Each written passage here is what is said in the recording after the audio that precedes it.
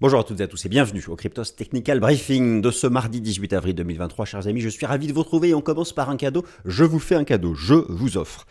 Moins 60% à l'accès à notre service Cryptos Research, c'est valable pendant 48 heures. Des analyses on-chain quotidiennes, des analyses de projets, des analyses techniques. Vous me retrouvez chaque matin pour un point Bitcoin, des stratégies et des airdrops. C'est vous qui avez dit airdrop? J'ai dit airdrop? Ok. J'ai dit airdrop, très bien. Alors, je vous laisse vous préparer pour que tout le monde puisse partir sur la même ligne de départ. Approchez-vous de votre clavier, approchez-vous de votre souris. Vous êtes prêts?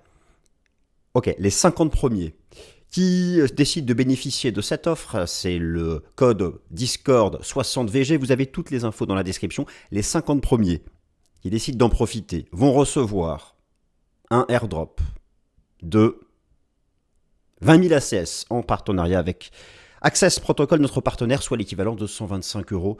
À l'heure actuelle, mes amis, foncez et place maintenant au briefing. Mes chers amis, il est temps de parler du briefing. On va faire comme d'habitude le point global macro habituel, l'analyse technique Bitcoin, ETH, BNB et le XRD et Radix. Radix. Alors c'est marrant, vous avez choisi Radix. Alors pour moi, Radix, c'est pas un token. Vous avez regardé Dragon Ball Z, est-ce que vous vous souvenez du Club Dorothée? Radix, ou peut-être Raditz, mais en fait ça dépend, on peut retrouver différentes façons de l'écrire, c'était l'adversaire de Sangoku et Piccolo à l'époque. Radix avait enlevé Sangohan, le fils de Sangoku, et donc Piccolo, Satan Petit Cœur, et Sangoku s'étaient alliés pour sauver Sangohan, et même à la fin Sangoku a sacrifié sa vie pour que Radix soit éliminé, ce qui a ensuite permis la création d'une amitié entre Sangohan et Satan Petit Cœur, etc., etc. Bref, voilà, nous allons analyser le token de Radix dans cette vidéo. Et donc, place à l'analyse. Mes chers amis. Nous avons du soutien de la Chine. On va parler de la saison des alts. Est-ce que la saison des alts a commencé? Le dollar US qui doit absolument casser un support pour aller plus bas. Le scepticisme des particuliers, l'analyse technique habituelle. Et on commence donc par la Chine. Alors, du soutien de la Chine. Ça, c'est appréciable. Du soutien de la Chine avec des statistiques qui ont été publiées dans la nuit de lundi à mardi. Alors, on sait qu'un certain nombre de flux viennent soutenir les cryptos en provenance d'Asie. Je vous montre ici quelque chose d'intéressant qui représente la superposition du cours du Bitcoin avec donc la bourse de Shanghai, la bourse de Shenzhen, la bourse de Hong Kong et la bourse de Taïwan. Et ce que vous pouvez constater, c'est qu'il y a une cassure technique haussière à la bourse de Shanghai. Ça va dans le sens de la tendance haussière du marché crypto. Alors c'est jamais facile de bien identifier quelle est la part des flux qui proviennent d'Asie, qui soutiennent le Bitcoin, ou des US, ou de je ne sais quelle autre région du monde. Mais en tout cas, la reprise de l'économie chinoise, le retour des épargnants chinois, on peut voir par exemple ici les chiffres des ventes au détail qui ont affiché une croissance annuelle de 10%, alors que le marché n'en attendait que 7%. Bref, ça repart. Vous voyez ici des belles courbes d'inflexion haussière pour l'économie chinoise, le PIB, la croissance, la production industrielle, bref, voilà, des éléments de soutien pour le marché crypto dans son ensemble. Alors d'ailleurs, dans les éléments de soutien, la reprise du marché action en Chine aussi. Du côté des indices boursiers américains, moi je regarde toujours la performance du Nasdaq, c'est le marché action le plus corrélé au cours du Bitcoin. Une bonne façon de l'illustrer, vous avez ici le classement annuel des actifs financiers depuis le début de l'année. Alors je me mets ici en year to date. Et vous voyez que le cours du Bitcoin, 76%. Alors 76%, mes chers frères, on va pas bouder notre plaisir. On a une performance similaire de l'action Tesla. Alors ce qu'il faut savoir, c'est que Tesla a été pendant longtemps l'action la plus tradée par les investisseurs particuliers américains. Donc voilà, effectivement, il peut y avoir probablement des flux qui viennent d'Asie, qui soutiennent le marché crypto, mais il y a aussi une part importante, je pense, aux US, même si globalement, en tout cas du fait des corrélations avec la partie tech du marché action, même si globalement il y a du scepticisme encore qui est très important de la part des investisseurs particuliers. Je veux dire, il n'y a pas de dépôt. On est très très loin d'être en mode FOMO. Il y a plusieurs étapes déjà avant de parler de ça, parce qu'on en est très loin. Et il y a une question, c'est est-ce que la saison des alts a commencé, la fameuse alt season? Pour moi, elle a commencé qu'à moitié. Il y a une demi, il y a quelque chose. Et c'est d'ailleurs, on va en parler tout de suite. Mais il y a quelque chose. Comment savoir si elle a vraiment démarré? Bon, alors en tout cas, voilà, ça c'est l'état des lieux des 3 premiers mois et demi de l'année, effectivement, c'est pas surprenant de voir que au sein même du marché action, le Nasdaq fait 2 fois mieux que les indices classiques. Donc ça reste, si vous voulez optimiser votre étude du marché, il faut associer ça avec l'analyse du Nasdaq. Et ce qui est intéressant, c'est que en données hebdomadaires, où on voit par exemple la capitalisation boursière totale crypto, si j'utilise le système Ichimoku appliqué aux bougies japonaises hebdomadaires, on essaye ici de rentrer à l'intérieur du nuage, eh bien on peut constater que c'est la même chose sur le Nasdaq Composite, ici, en données hebdomadaires, et on a le même type de soutien en termes de momentum, et aussi quelque chose ici qui est appréciable, c'est toujours ce Golden Cross en données journalières sur l'indice Nasdaq. Donc voilà, et même pour la big picture, comme on dit, la fameuse big picture, voilà, on a en mensuel une prise d'appui sur le nuage. Donc voilà, on a toujours du soutien cross-asset. Alors on a du soutien cross-asset, pas forcément du côté du dollar US. Au passage, je vous invite à vous jeter sur le récap crypto qui a été réalisé ce lundi, avec une superbe analyse de Lilian, en particulier sur le succès de la mise à jour Chapella d'Ethereum, où là vous aurez toute la partie fondamentale. Concernant Ethereum, moi je vais apporter un peu d'éléments techniques. La alt season a-t-elle commencé? La alt season, la saison des alts a-t-elle commencé?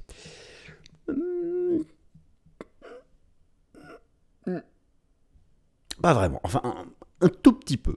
Alors comment savoir? Vous savez, on voit que Bitcoin bloque à 29 000, 30 000 $. Bon, bloque à 30 000, même si en hebdo, il a dépassé les 28 800. D'ailleurs, c'est un support qu'il faut préserver pour la pérennité de la tendance haussière. Mais ça, j'y viens tout à l'heure. Moi, je vous propose mes baromètres pour savoir vraiment quand est-ce qu'on pourra parler, si elle arrive, de saison des alts. Une vraie saison des alts, c'est quoi? C'est un BTC qui est renvoyé dans les cordes. Tellement en face, les jetons partent avec un volume de fou, des grosses bougies comme ça. Oui, il y a certains tokens mettent des grosses vertes comme ça. Mais moi, j'ai certains baromètres. On ne peut pas... Vous savez, bon, alors, on va regarder les éléments de dominance, la capitalisation boursière totale. Moi, il y a un jeton que j'aime bien suivre, c'est le XRP. Ce bon vieux XRP qu'on a trop souvent enterré.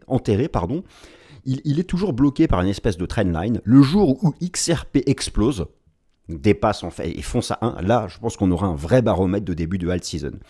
Et donc voilà, ça fait partie moi de mes baromètres pour envisager le début de ce qui n'a pas vraiment commencé. Alors vous avez sous les yeux la dominance du Bitcoin en orange et ici celle d'Ethereum. Alors ici, il y a eu une petite alt season entre juin ici et août 2022 avec un vrai reflux, enfin une petite, avec un vrai reflux de la dominance du BTC. C'est ce type de mouvement sur la dominance qu'il faut observer pour vraiment parler de saison des alts. Regardez ici, c'était la saison des alts entre mars 2021 et mai 2021. Voilà ce que c'est une saison des alts. Donc là, ce petit machin, là, ce petit bout de truc, c'est rien. D'ailleurs, je pense que c'est aussi lié à une poussée de TH. Donc voilà. Alors, si on regarde ça plus en détail, maintenant, on va regarder avec les bougies japonaises en données journalières, ici, la dominance du Bitcoin. Vous avez ici, vous voyez ce que c'était à l'époque, des vraies cassures de support. Ça, c'est une saison des alts. Et là, alors qu'est-ce qu'on a? On a, oui, alors en terminologie japonaise, nous avons ici une shooting star, une étoile filante qui est toute petite, qui est sous résistance. On a le début donc de quelque chose, mais voilà, c'est quand même pas, on n'a pas cassé de support. Et d'ailleurs, si on applique l'analyse technique Ichimoku à la dominance, on voit plutôt que c'est plutôt une phase, il y a eu plutôt des signaux de dépassement de résistance. Donc moi, je reste prudent. J'estime que pour l'instant, elle n'a pas commencé. Alors, pourtant, globalement, on voit bien que certains jetons se réveillent, et ça, c'est quelque chose qu'on observe en regardant du côté de la capitalisation boursière totale crypto. En données hebdomadaires, la capitalisation boursière totale crypto, qui, oui, alors, est entrée dans le nuage. Moi, vous savez, je serais vraiment rassuré. Je vais vous montrer ça ici, en prenant directement sur les bougies japonaises. Voilà. Il y a une espèce de vieille trendline que je suis. Alors, je suis ici en échelle logarithmique. Voilà, c'est cette ligne de tendance sur la capitalisation boursière totale crypto. Je suis en données hebdomadaires et en échelle logarithmique. 1 point, 2 points, j'existe. Je prolonge. Vous voyez, le jour où on l'a fait sauter celle-là, où on la fait sauter et qu'elle devient ensuite support, ce sera un vrai signal de début de la saison des alts. Et pour l'instant, eh bien, c'est quelque chose que nous n'avons pas. Aussi, j'ai un autre baromètre que je surveille pour envisager, et pour en tout cas la valider si elle se déclenche à jour. Je regarde beaucoup le XRP. Le jour où ça saute sur le XRP, vous voyez tout de suite que ça fait x3. Donc ça, pareil, je surveille ça comme du lait sur le feu, comme de l'huile sur le feu, comme ce qu'on veut mettre sur le feu, mais qu'il ne faut pas non plus qu'il crame trop. Voilà, donc pour le moment, en ce qui me concerne, j'estime qu'elle n'a pas commencé, et ça fait partie des éléments que je surveille. Le cours du Bitcoin. Le cours du Bitcoin, il bloque. Alors, il a un mouvement assez bien construit, mais pour qu'il aille vraiment plus haut, il a besoin du soutien de facteurs cross-asset. J'en parle régulièrement. En particulier, le dollar américain. Alors, le dollar américain est revenu sur ses plus bas. Il stabilise là sur un petit support et il y a un vrai débat technique. Il y a deux schémas techniques possibles et notamment un qui pourrait lui permettre de rebondir. Et à ce moment-là, je pense que ça peut freiner la reprise du Bitcoin. Pour que le cours du BTC dépasse des résistances, pour que le cours du BTC aille chercher ces fameux 32,5, 34, 36, qui sont des cibles théoriques d'extension dans ce qui pourrait être une vague 3 qu'on aurait commencé avec le choc bancaire, j'y reviens tout à l'heure, enfin dans un instant parce qu'on en est tout proche, le marché, le BTC, notre ami à tous a besoin d'un soutien de l'USD. En clair, que l'USD casse son support. Pour que l'USD casse son support, c'est lié aux fondamentaux de l'économie américaine. Alors la semaine dernière, oui, il y a eu un effondrement des prix à la production aux États-Unis. Oui, l'inflation aux US est tombée à 5%. Mais pour l'avril, elle n'est plus attendue en baisse. À cause de quoi? D'un rebond du prix du pétrole. Je vais vous montrer. Il y a eu 3 semaines, l'OPEC a annoncé une coupe dans sa production de pétrole, ce qui a créé un gap haussier sur le prix du pétrole brut américain au-dessus des 79,80 $. Tant que le pétrole se maintient au-dessus de ces 79,80 $, il est toujours dans un biais de reprise haussière. Et ça va limiter, ça va freiner la désinflation. Et donc ça va reporter dans le temps le pivot de la Fed. D'ailleurs, le pivot de la Fed n'est plus attendu avant septembre-octobre. Et la Fed, d'ailleurs, en mai, va monter son taux de 5 à 5,25. Et elle devrait ensuite rester flat avant de rebaisser. Là, il y a une incertitude. Et d'ailleurs, le dollar le montre. Et donc, je vous montre ça tout de suite pour envisager quelque chose qui soit davantage boule. Alors, je me tourne vers ici le dollar américain. Vous avez le dollar américain ici à gauche en bougie japonaise hebdomadaire et vous l'avez à droite en données journalières. Voilà le topo. Alors, déjà, je vous remontre la tendance. C'est intéressant de temps en temps de reprendre la tendance de fond. Le dollar US, pour moi, a terminé 5 grandes vagues de hausse qui a commencé en 2008 avec la crise financière. La première, la 2, la grande 3, la 4 en 3 temps et la 5 qui est terminée. Nous sommes, pour moi, rentrés dans un processus correctif du dollar. Alors là, en mensuel, vous voyez sur quoi il stabilise, sur cette trendline, sur la Kijun-sen d'Ishimoku, le RSI 50. Pour moi, ce niveau, il va finir par sauter. Sauf qu'il ne va pas forcément sauter maintenant. Je m'explique. Il le peut, mais il y a deux cas de figure possibles. Le premier cas de figure, donc le mouvement correctif se fait en 3 temps, les traits abaissés. La vague A est terminée. Le débat porte sur la B. Soit elle est terminée ici, fin février, et nous serions déjà dans une C qui vont bientôt amener à une rupture des 101 points et vraiment le faire corriger davantage. Soit nous sommes toujours en train de construire la B. Pourquoi? Parce qu'une vague B est en 3 temps, et là vous identifiez comme moi un premier temps, un deuxième, et voilà. Donc il existe un scénario possible qui verrait le dollar remonter ici en fait dans ce qui serait une sorte de trading range et donc poursuivre la construction de ce qui serait donc la vague sous C de la grande B et donc reporter dans le temps la baisse du dollar. Voilà, c'est ça que je veux dire. Et donc en l'état, si ce scénario se produit, je ne sais pas lequel va se produire, tant qu'on reste sous ces 103 points, il y a encore la possibilité de casser les 101 et d'aller sous 100, mais si on dépasse les 103, on valide ce scénario-là. Si ce scénario-là est validé, le BTC va rentrer en retracement. Et il n'y aura pas de saison des alts tout de suite. Donc ça, c'est vraiment quelque chose, je pense qu'il faut surveiller. C'est lié à l'inflation US. Vous avez ici l'application Trueflation, où vous pouvez constater un rebond récent de l'inflation selon Trueflation. Vous regardez les composantes. Vous avez les 3 majeurs, alimentation, boisson, ça continue de couler, bonne nouvelle, ça pèse quand même 15% dans l'indice. Vous regardez l'immobilier, ça a 2 doigts de recasser un support, ça continue de baisser, c'est 23% de l'indice. Et transport, c'est 20% de l'indice. Voilà d'où d'où vient actuellement le petit rebond de la vraie inflation aux États-Unis sur l'application Trueflation. Et c'est lié en quoi? Vous regardez le détail, eh bien, il s'agit des ventes de véhicules, mais surtout du coût de l'énergie. C'est du coût de l'énergie. C'est donc le prix du pétrole. Alors, non seulement vous devez surveiller le dollar, mais pour un scénario de poursuite de la hausse du BTC, il est impératif que le baril de pétrole rentre à nouveau en correction. Et c'est pas gagné parce que vous avez eu sur le baril du pétrole ici un gros gap haussier qui a été ouvert entre 75 et 80 dollars suite à une annonce d'une coupe de production de l'OPEP, l'Organisation des pays exportateurs de pétrole. Voilà le gap qui a été ouvert et vous voyez qu'on se maintient au-dessus.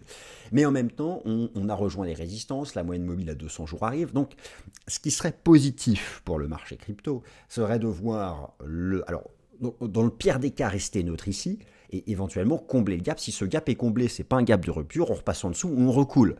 Mais je pense que ça ne va pas se passer comme ça parce que c'est aussi un combat politique. Les producteurs de pétrole, les exportateurs veulent maintenir le prix du pétrole assez élevé.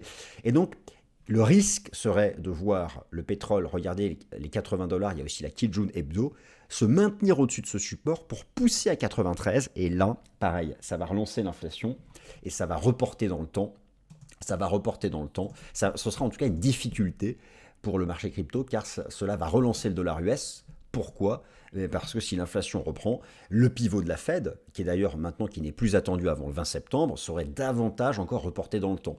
Puisqu'a priori, selon les anticipations du marché, basées sur le prix des contrats futurs négociés à la Bourse de Chicago sur le taux d'intérêt des Fed Funds, eh bien, en mai prochain, la Fed passe de 5 à 5,25, reste stable 3 mois d'affilée à 5,25 avant de commencer à baisser. Donc vous voyez qu'il y a un certain nombre d'enjeux pour envisager que la hausse se poursuive. D'ailleurs, il y a toujours du scepticisme. Alors là, je parlais de cette saison des altes qui n'a pas commencé ou qui a demi-commencé. Oui, il y a certains jetons qui font des trucs, mais bon. Il y a aussi globalement, et puis alors, imaginons qu'on se projette. Alors je ne sais pas si là on se projette en 2024 ou fin 2023, mais ce qu'on appelle le FOMO. Bon, ça, ce sera vraiment quand le scepticisme des investisseurs particuliers aura sauté. Pour l'instant, ce n'est pas le cas. Je vous montre ici l'évolution des dépôts-retraits vis-à-vis des plateformes centralisées. Ça reste complètement le calme plat overall, même si Binance nous fait un petit retour en force. Un peu d'analyse technique, mes amis. Bitcoin, ETH, BNB et notre ami Radix. Alors, le cours du BTC en données hebdomadaires. Alors, en données hebdomadaires, la clôture de la semaine dernière a vu le dépassement des 28 800 dollars.